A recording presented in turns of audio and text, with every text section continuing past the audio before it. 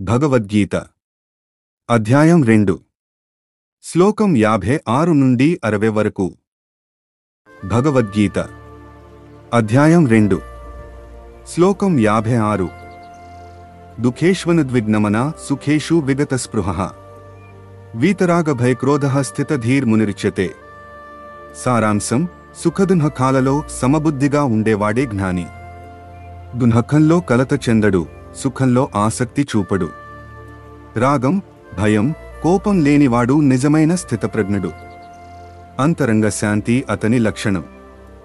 నిజమైన ఆనందం విరక్తిలో ఉంటుంది. భగవద్గీత అధ్యాయం 2 శ్లోకం 57. యః సర్వత్రానభిస్నేహస్తత్తత్ ప్రాప్య శుభాశుభం నాభినందతి నద్వేష్టి తస్య ప్రజ్ఞా ప్రతిష్ఠిత.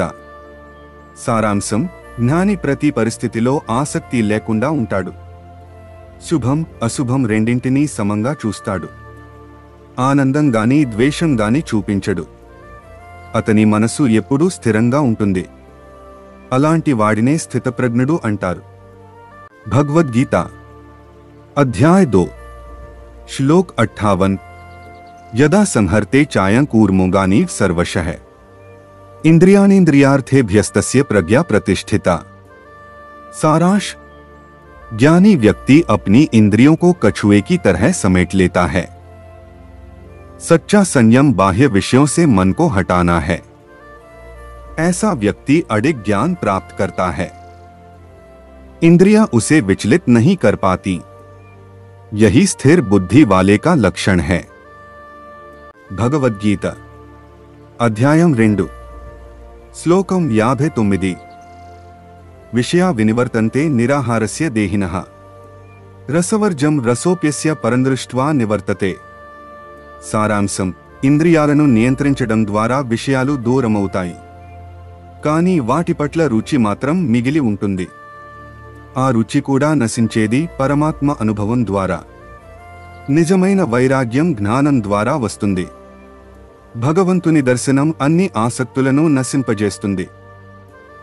భగవద్గీత అధ్యాయం 2 శ్లోకం 60. యతతో హ్యపి కౌంతేయ పురుషస్య విపశ్చితః ఇంద్రియాణి ప్రమాతిని హరంతి ప్రసభం మనః. సారాంశం: ఇంద్రియాలు చాలా శక్తివంతమైనవి, అస్థిరమైనవి. జ్ఞానవంతుడు అయిన వారికి వాటి ప్రభావం ఉండవచ్చు. మనస్సును నియంత్రించడం కష్టం కాని అవసరం. నిరంతర సాధనతోనే స్థిరత్వం సాధ్యం. ఇంద్రియ జయం ద్వారా శాంతి మరియు జ్ఞానం పొందవచ్చు. ప్రతిరోజు భగవద్గీత శ్లోకాల కోసం మా ఛానల్ని సబ్స్క్రైబ్ చేసుకోండి. ఈ శ్లోకం మీకు నచ్చినట్లయితే మిత్రులతో షేర్ చేయండి. జై శ్రీకృష్ణ.